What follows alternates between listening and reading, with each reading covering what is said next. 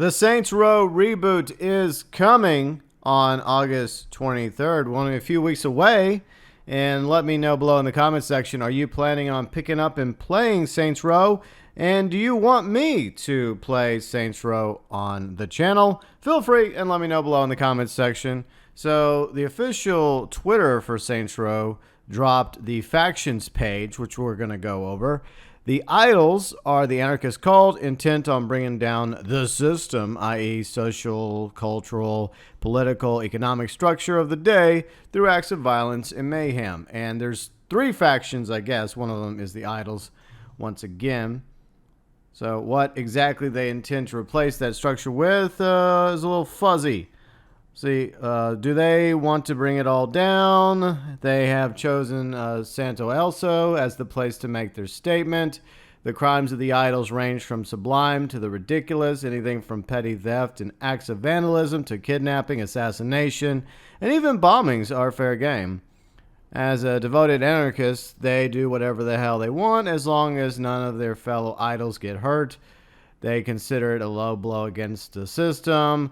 The idols are legion and growing. They are recruit constantly using parties, raves, social media to spread their message and bring in new members. They may not all be true believers. Indeed, the majority of them may not be maybe a little unhinged, but that's all right. Together, they have more than enough manpower to threaten any other faction in town. So one thing I want to know about the idols, which is allegedly a anarchist cult, if they really are anarchists, then why do they have leaders? Anarchists don't have leaders. It kind of goes against the political ideology of anarchism. Like any cult, the idols encourage their followers to shed their old identities, embrace the cult's ideology. The idols employ the technique to the extreme. Higher one raises in the idols more of their identity they shed until their faces are covered and their names discarded. Their individuality is sacrificed to the whole. Isn't that kind of the point of anarchism, where it's like individualism till the extreme, where like fuck the government, fuck any authority, you know, I'm all about anarchy, baby. I'm going to live my own life. I don't care about authority. This doesn't sound like an anarchist group. Their individually is sacrificed to the whole, which is idols believe their key to victory. Individually, they are single drops of water, striking harmlessly against the oppressor like rain. Together, they're a flood that will scour the world and cleanse its bones. Sure. Leaders. See, once again, an anarchist group doesn't have leaders, at least not a true anarchist group, because they don't believe in leaders. The Collective. The Collective are six masked, mysterious ringleaders behind the anarchy. Some of these writers just don't know what the hell they're talking about when it comes to politics or political ideologies. Having shed their true identities in service to their cause, they are identifiable only by the unique pattern of their digital faceplates. They are not only determined to bring down the corrupt society they see around them, they also see themselves as the shepherds of the idols' flock. Their ever-growing cult of devotees, like any cult leaders, they demand that their grip on the followers be absolute. And with this army at their disposal, they can lead from behind, sending their minions out to wreak indiscriminate havoc and they reap the benefits. See, this is not an anarchist group at all. This is more like a communist, authoritarian, fascist type group. Anyways, let's move on to the next faction, the Marshall Defense Industries. And I think that this is the military contractors. The CEO is Atticus Marshall, Combat Technology Advanced Soldier. Private military corporation known for its advanced weaponry, loose morals, shoot-first mentality. Marshall is one of the most profitable and most dangerous companies in the world. They have government contracts across the globe, stalwarts of the Cold War military-industrial complex. Their mercenary teams provide clients with black ops, wet works, war crimes as a strong word, but not entirely inaccurate. Their army of lawyers is just as deadly as the boardroom. Oh, so it's take two. Okay. Anyways, and with the technology advances of their churned out their R&D department, they can confidently claim that the edge at any conflict that they get involved in. Marshall moved their HQ to San Elso back in the 1980s when they acquired several major defense contractors in the region. That most of their business is international. They have many local clients, banks, casinos, museums, shopping centers, as well as city and county governments, from whom they provide private security, related services. This is not just a revenue stream. It's also good marketing. After all, Santo Eso isn't the most stable of cities. If the marshals can't maintain peace in their own hometown, how can they convince the international clients that they can maintain peace in all occupied territory? This means that the security services Marshall provides for local businesses aren't always entirely voluntary, so the line between private security, protection racket can be pretty thin. None of this, of course, is in the face of the Marshall presents to the world. The Marshall's relentless PR team, they have a strong sterling public reputation as investors, innovators, peacekeepers, civic-minded philanthropists. That's their story, and they're sticking to it, and at gunpoint if necessary.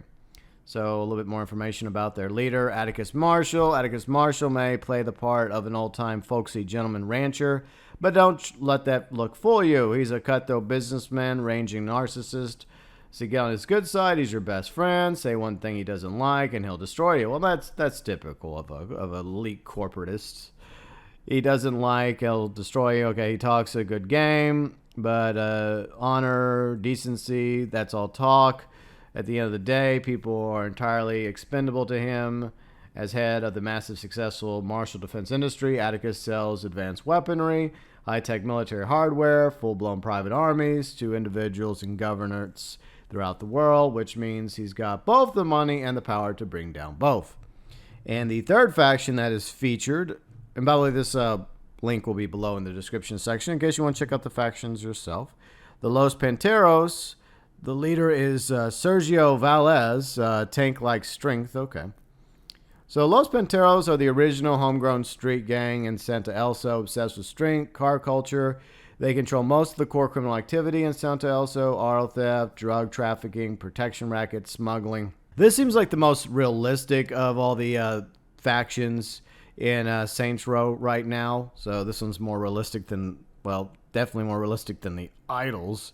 All the classic streets of Santo are their home, their turf, their city. They grew up here. They own the town. As far as they're concerned, everyone else is trespassing. They'll be tolerated as long as they stay in their lane and pay their respects and cut of profits. Anyone who doesn't is in for a truckload of trouble. Above all else, the Los Panteros respect raw physical strength. Their obsession with vehicles is both practical and symbolic. Their muscle cars, motorcycles, monster trucks are the base of their power, serving both assets, committing crimes, weapons for smacking down anyone who needs to learn their place. They're constantly engaged in tuning their cars, optimal performance. They also use them as a form of artistic expression, a way to display their Panther pride. Cars are the source of their personal prestige, status within Los Panteros. They'll shoot someone in the face and they're dead, fuck with their car, and they're nobody.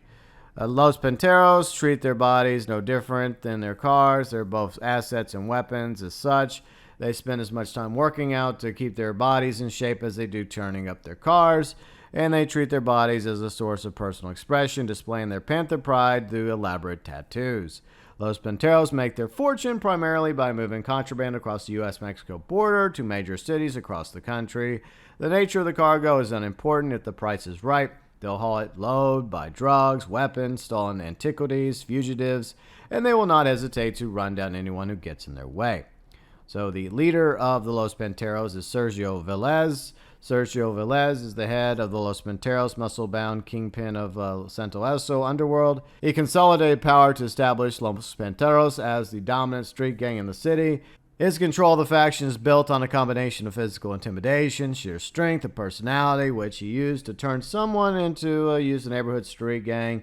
In his own personal syndicate, he will not tolerate disobedience or disrespect, either from within or without. Anyone who makes him look bad is going to find themselves starting down the barrel in Panteros. So those are the factions of Saints Row, Los Panteros, which I think is the most realistic of these factions.